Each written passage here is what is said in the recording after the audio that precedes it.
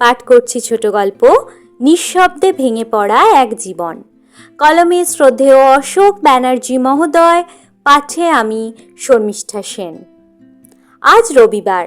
অন্যান্য দিনের তুলনায় আজকের সকালটা একটু আলাদা।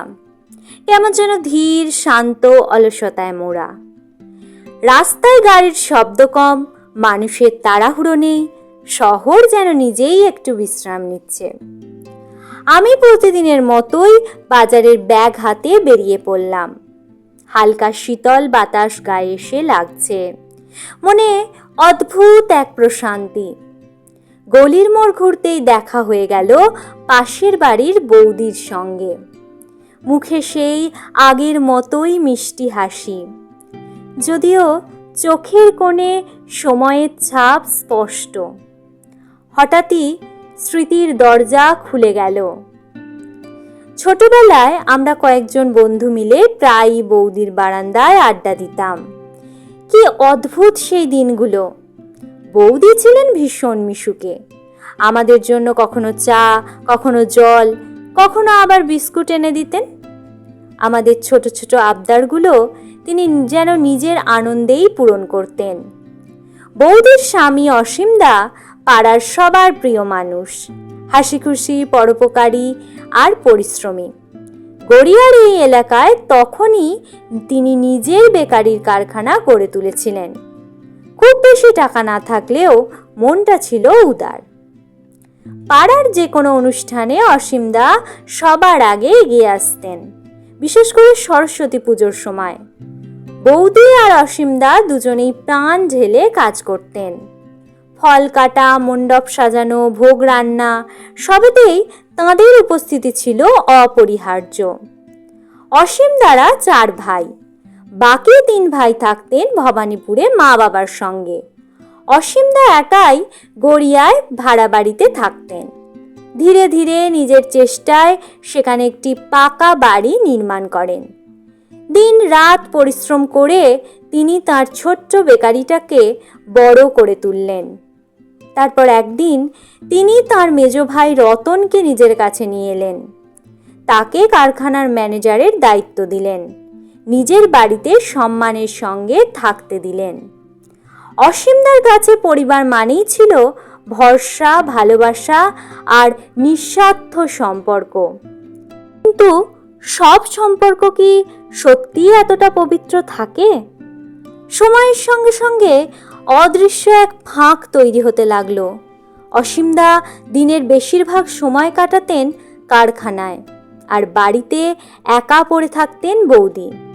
সেই একাকিত্বের মধ্যে রতন ধীরে ধীরে তাঁর কাছে হয়ে উঠল সঙ্গী।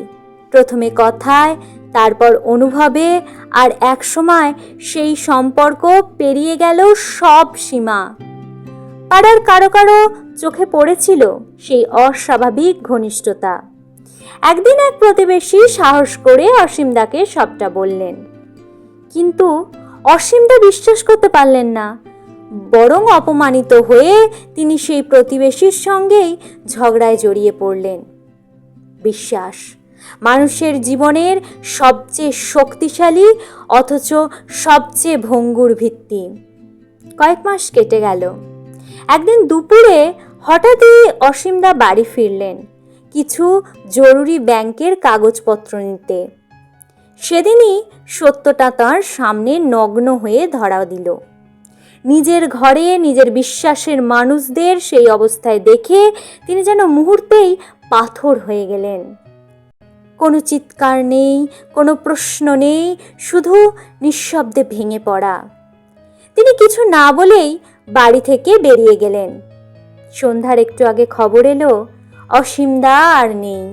মেট্রোর লাইনে ঝাঁপ দিয়ে নিজের জীবন শেষ করে দিয়েছেন। পুরো পাড়া স্তব্ধ হয়ে গিয়েছিল। যে মানুষটা সবাইকে হাসাতে জানতো, যে মানুষটা নিজের সবটুকু দিয়ে অন্যদের সুখী করতে চাইতো, সে মানুষটা নিজের দুঃখ কাউকে বলতে পারল না। সময় থেমে থাকে না।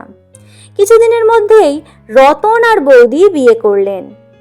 আজ তাদের এক ছেলে এক মেয়ে, সুখী পরিবার, হাসি খুশি জীবন, সব কিছু যেন স্বাভাবিক হয়ে গেছে। শুধু একটা প্রশ্ন আজও বাতাসে ভেসে বেড়ায়, অসীমদা কেন আত্মহত্যা করেছিলেন? কারণটা কি শুধু বিশ্বাসঘাতকতা, নাকি সেই গভীর ভালোবাসা যেটা ভেঙে গেলে মানুষ বাঁচতে পারে না? আজ এত বছর পরেও যখন রবিবারের সকালে আমি বাজারের ব্যাগ হাতে বের হই আর বৌদির সঙ্গে দেখা হয়, তাঁর হাসির আড়ালে আমি যেন সেই না বলা গল্পটা দেখতে পাই।